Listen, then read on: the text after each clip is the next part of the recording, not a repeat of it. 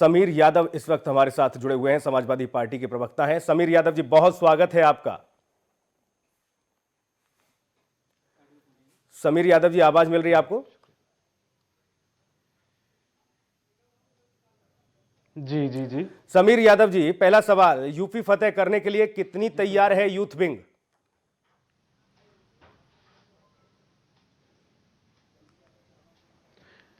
जी, youth wing प्रदेश की बाकी सारे संगठनों की तरह समाजवादी पार्टी के पूरी तरह उत्तर प्रदेश के आगामी चुनाव, जो कि अब मात्र 20 दिन दूर हैं, उनमें पूरी तरह तैयार है। चाहे वो यूथ विंग हो, चाहे वो डिजिटल विंग हो, चाहे वो पार्टी का मेन संगठन हो, सारे विंग एक साथ मिलकर इस प्रदेश के चुनाव में एक अप्रत्याशित जीत की ओर तैयारी कर रहे हैं एटलीस्ट। और चाहे वो जनता को राष्ट्रीय अध्यक्ष जी हमारे जो जो नीतियां ला रहे हैं, जो सरकार आने के बाद हमारे जो जो पोल प्रोमिसेस हैं, उनको सब तक पहुंचाने के लिए, चाहे जैसे अभी 300 यूनिट बिजली फ्री का जो राष्ट्रीय अध्यक्ष जी ने ऐलान किया है, उसका जो रजिस्ट्रेशन हो रहा है वो हम लोग ग्रुप में जा जाके, जैसे कि आदर्श चुनाव आचार संहिता लगी हुई है, तो इलेक्शन कमीशन का जो गाइडलाइन है उसके हिसाब से 5-5 लोगों के ग्रुप बना के गांव गांव जन जन तक बात पहुंचाई जा रही है। उनसे वो फॉर्म साइन करवाए जा रहे हैं, उनसे उनकी डिटेल्स भरवाई जा रही है, ताकि जनता समझ सके कि आने वाली सरकार, आने वाला समय अगर समाजवादी पार्टी सरकार बनाती है तो वो उनके हित के लिए कितना काम करेगी।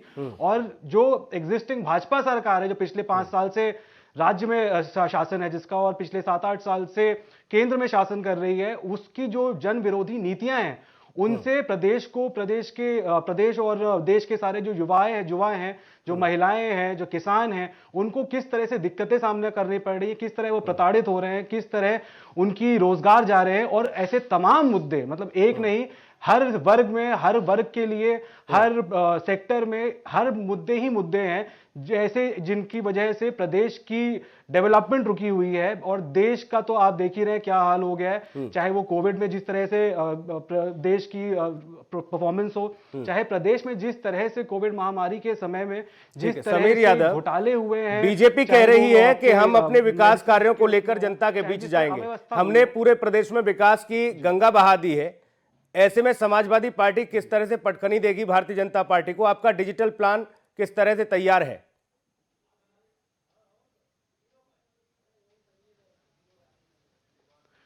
जी, इस पे मैं 2 बातें स्पष्ट करना चाहूंगा। पहली बात जो आपने बोली कि भारतीय जनता पार्टी विकास के कार्यों के दम पे चुनाव लड़ना चाह रही है, वो बात तो आज सिद्ध हो जाती है। जिस तरह इनके जो चाणक्य बोले जाते हैं अमित शाह जी, आज उन्होंने अपना यूपी के दौरे का, चुनावी जो दौरा है उसका जो आगाज किया है, वो कैराना जैसी जगह से किया है, और जिस मुद्दे से किया है वो हम सबके सामने है। तो क्लियर है कि भाजपा किस मुद्दे से, किस इंटेंशन के साथ उत्तर प्रदेश का चुनाव लड़ना चाह रही है, और वो कोई भी मुद्दा हो चुनाव का लड़ने का, विकास तो नहीं है। और रही बात दूसरे की, समाजवादी पार्टी अगर देखा जाए, हालांकि भारतीय जनता पार्टी को लग रहा था कि जिस तरह उनका पूरे देश में आईटी सेल जो क्या बहुत मुद्दा है, थोड़ा सा बताएंगे जरा, क्योंकि कुछ ऐसे लोग हैं जिनको समझ में भी नहीं आता। समीर सिंह जी, कुछ लोगों को चीजें समझ में नहीं आती, कुछ नासमझ लोग भी होते हैं जो सिर्फ आपको सुनते हैं, देखते हैं। थोड़ा सा बताइए कि क्या इंटेंशन है इन लोगों का?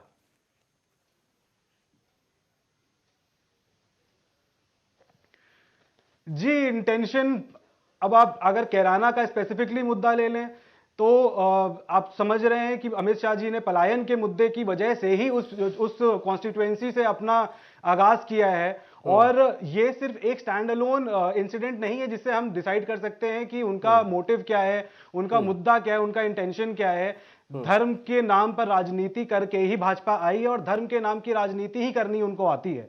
तो इसी मुद्दे पर हमें प्रदेश की जो हालत है, प्रदेश, और ये हमने कोविड के दूसरी महामारी में जो दूसरी वेव आई थी उसमें देखा कि कितना परेशान हो गया था आदमी, कितना हर एक प्रदेशवासी कितना परेशान था, ना उसको बेड मिल रहा था, ना उसको दवाइयां मिल रही थी, और तो और शमशान में जलाने के लिए अपने परिवार वालों को लकड़ियां तक मुहैया नहीं करा पा रही थी सरकार। ये होने के बाद जनता समझ चुकी है कि मंदिर मस्जिद के मुद्दों से प्रदेश नहीं चलना, देश नहीं चलना, विकास नहीं होना, रोजगार नहीं मिलना।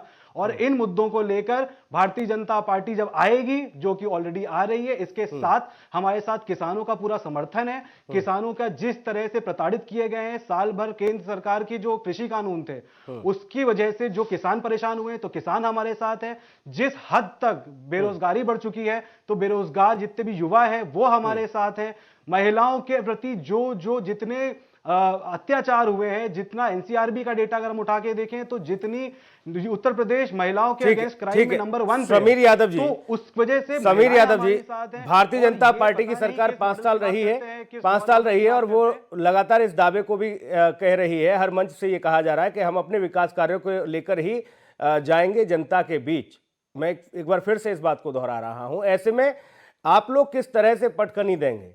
आप कैसे अपनी तरफ उन मतदाताओं को करेंगे या उन मतदाताओं को रिझाएंगे जो आप पर भरोसा करेंगे और समाजवादी पार्टी की सरकार बनाएंगे?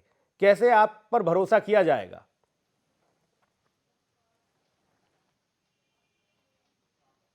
जी, जनता हमारे पे ऑलरेडी विश्वास करती है, और इस वजह से विश्वास नहीं करती क्योंकि हम खोखले दावे करते हैं।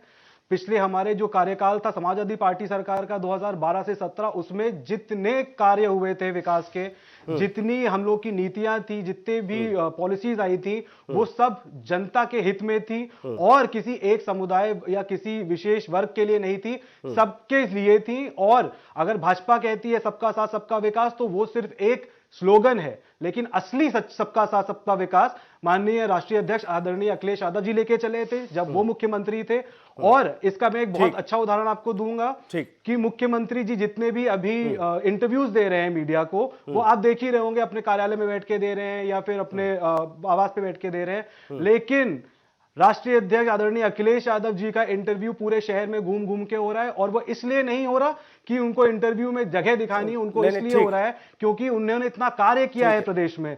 और लखनऊ में आप कुछ नियम बना दिए निर्वाचन आयोग ने समीर यादव जी, इसलिए भी ये कहा जा रहा है कि सभी लोग अपना कोरोना का ध्यान रखें और वर्चुअली आप लोगों से कनेक्ट हों। उसमें समाजवादी पार्टी लगातार कनेक्टिविटी अपनी दिखा रही है और समाजवादी पार्टी के मुखिया हर रोज अपने कार्यकर्ताओं से वो जुड़ भी रहे और प्रेस वार्ता के माध्यम से अपना विजन भी बता रहे हैं। बहुत शुक्रिया समीर सिंह यादव, आप हमारे साथ जुड़े, बहुत धन्यवाद आपका।